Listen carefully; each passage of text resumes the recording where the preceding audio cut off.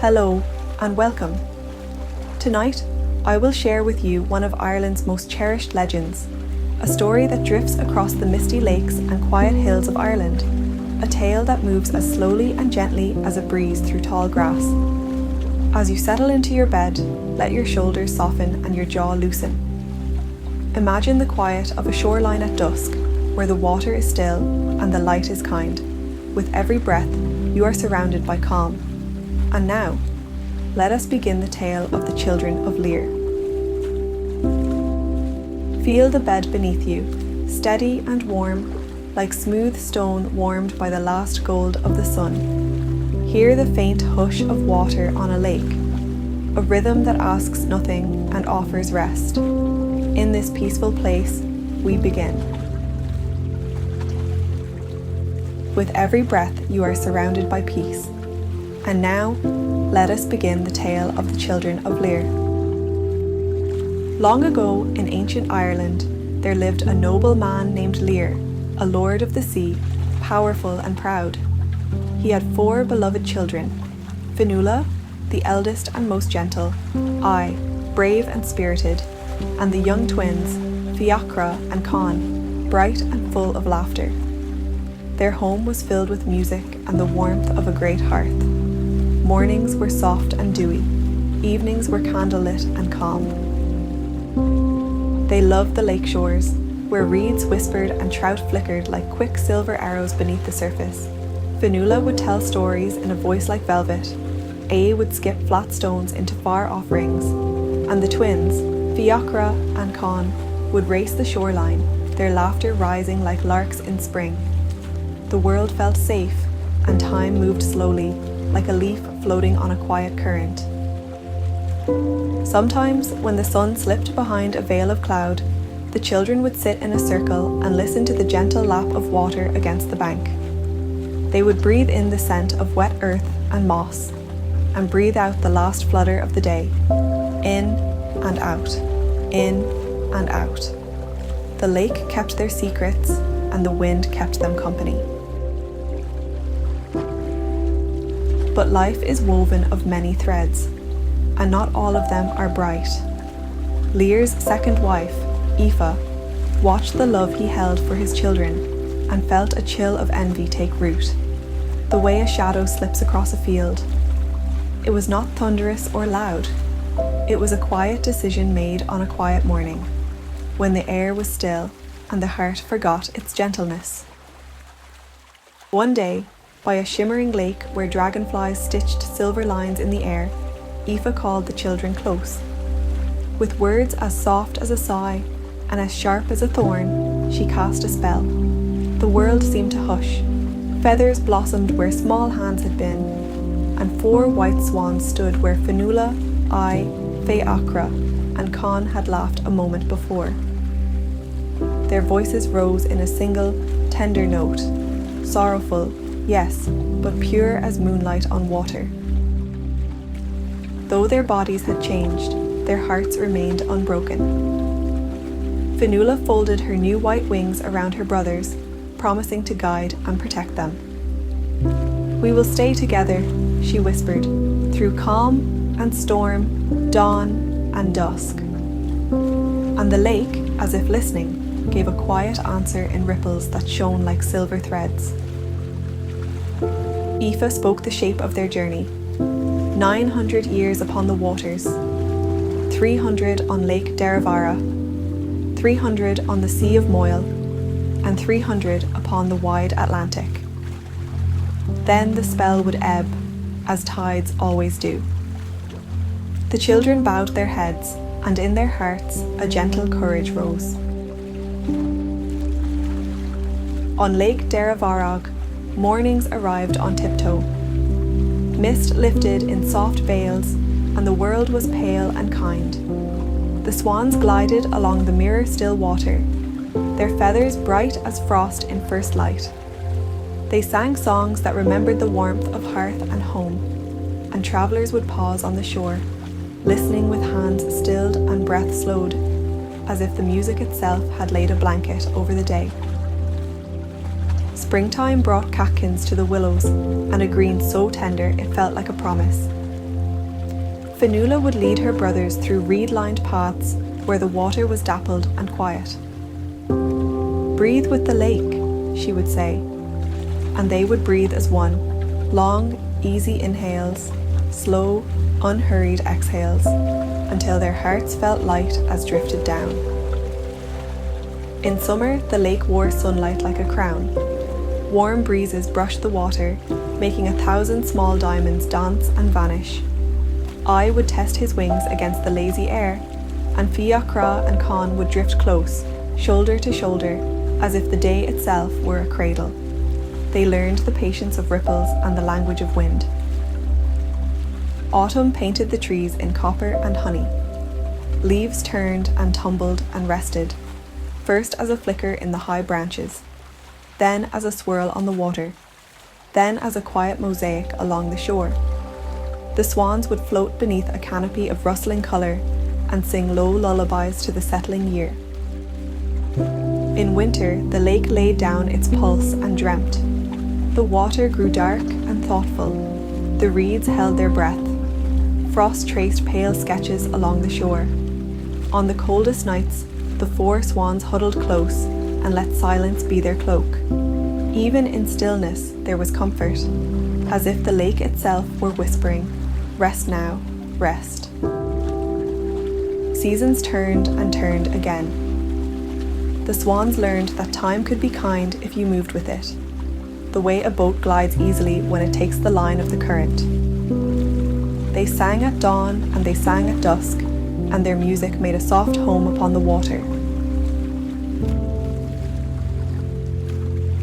After many years, the turn of fate carried them north to the Sea of Moyle, where the water was colder and the air held a sharper edge. The sea spoke in a deeper voice, slow and low, like a drum that never quite stopped. Waves lifted and laid them down again, lifted and laid them down, steady as breathing. Winds came in from far horizons, tugging at feathers, testing balance. Fionnuala would gather her brothers close, and together they found the calm centre inside the motion. "Here we are," she would say, "together in the moving world." And the 4 would breathe in time with the swell, up and down, until the wind itself seemed to soften. There were nights of starlight so precise you could believe each star was a small bell hung in the sky, and nights of snow where flakes melted like sighs on their feathers. They passed headlands where cliffs kept old stories, and in the hush between waves they could almost hear those stories being told again, of hearth fires and harvests, of songs on winter evenings, of children falling asleep by the glow of peat. When storms rose, they did not fight the sea. They folded into it, close as kin, and let the current lift and lower them like a lullaby with a stronger hand. The key was not to resist, but to move with what is. They learned this deeply, the way one learns a melody not from thinking, but from humming it night after night. On gentler days, the Sea of Moyle wore a skin of pewter and pearl. Seals watched them with mild, lantern-bright eyes. Gulls carved simple lines in the air. The swans sang, and their voices were steady and low, the kind of singing that tells the heart there is nothing to do and nowhere to go. Only this sky, only this water, only this breath. In time, the children came to the great Atlantic, where the world opened like a book turned to a clean, wide page. The horizon drew a soft, unbroken line, and beyond it lay only possibility and light. Here, the ocean had many moods, but most often it moved like a slow animal at rest, broad, gentle, and sure. They visited rocky islands where wildflowers made bright little flags between stones, and they rested in coves that smelled of salt and thyme. Fionnuala would tell her brothers stories of home, not to make them ache, but to remind them that love can travel any distance and keep its shape. I listened with clear eyes. Fiachra and Con leaned their long necks upon her wings. Sometimes fog slipped in and made the world a small, safe room. The swans floated in that soft whiteness and felt time loosen its knots. The sea offered a hush so complete that even their thoughts grew drowsy. In that hush, they sang almost without words, a humming that rose and fell with the tide, a music made of simple kindness. There were sunsets that laid down bands of rose and amber so tender you could feel the day apologizing for leaving. There were moonrises that turned the water to a road of quicksilver, inviting anyone who wished to wander quietly into dreams. The swans took that road night after night, visiting the same good places: memory, patience, affection, rest. After long years, a sound came across the water, soft at first, then clear. It was the toll of a bell, a round, compassionate note that seemed to carry warmth within it. The swans turned their faces toward the shore and drifted in. Each stroke of the bell arrived like a steadying hand upon the shoulder. A small church stood by the sea, and a kind monk waited on the sand. He did not hurry them. He did not reach. He simply bowed his head and let the bell speak for him, one note at a time, as if lighting candles in the air. When the swans came close, he whispered a blessing that felt like a cloak laid over 4 tired hearts. With the next ring of the bell, the enchantment ebbed like a tide turning home. Feathers faded to skin, wings to arms, and the swans became human once more. Not as children, no, but as souls who had journeyed 900 years and learned how to be gentle with the world. They took one another's hands. Fionnuala smiled. I stood steady. Fia, Cra and Con breathed in unison, as they had learned to do upon the lakes and the sea. They looked at the monk, and he looked back with eyes that understood more than words could say. The breeze moved softly through the grass. The bell was quiet now. In that great, kind silence, the 4 felt the shape of their story complete itself, like a circle closing without a seam. They lay down together in the warmth of the sun, and peace rose around them like a tide. With hands lightly held, with breaths that matched, they closed their eyes and drifted where all stories drift at last, into the quiet beyond, where love knows no distances and time is only a gentle light. And so ends the tale of the Children of Lir, a story of togetherness that learned the language of water and wind. Let the echoes of their song keep you company as you rest. Imagine again the stillness of an Irish lake. The water is calm, the air is cool and gentle. The moon lays a silver path across the ripples. You are safe, you are warm, you are home. If you'd like, breathe now with the shore. In through the nose, softly, and out through the mouth, slowly, like water arriving and water returning. In and out, in and out. Each breath a small kindness you offer yourself. Let your thoughts drift like leaves upon the surface, appearing, turning once in the light, and then floating out toward open water. You do not need to follow them. The lake is patient. The night is kind. Your body understands how to rest. Feel the gentle weight of your blanket, like a shoreline that holds the shape of every wave. Feel the easy looseness in your hands and feet, as if the day has untied every knot and laid the cords neatly aside. Your breathing finds its own slow rhythm. Your heartbeat settles into a quiet drum. Now picture a path along the water's edge.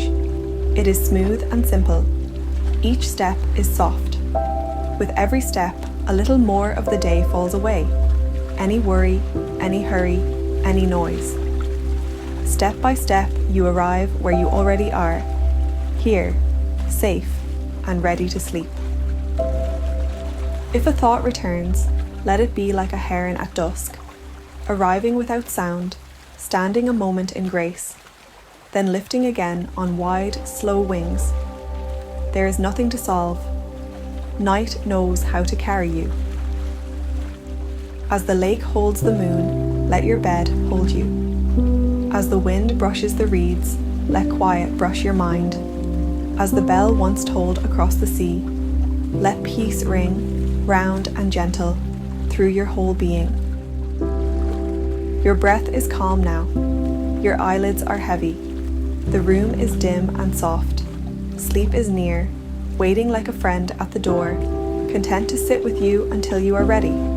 When you want, you may drift. When you drift, you may dream. And in your dreams, may you find the same wide kindness that carried the children of Lir across the waters of Ireland, across the years, and into rest.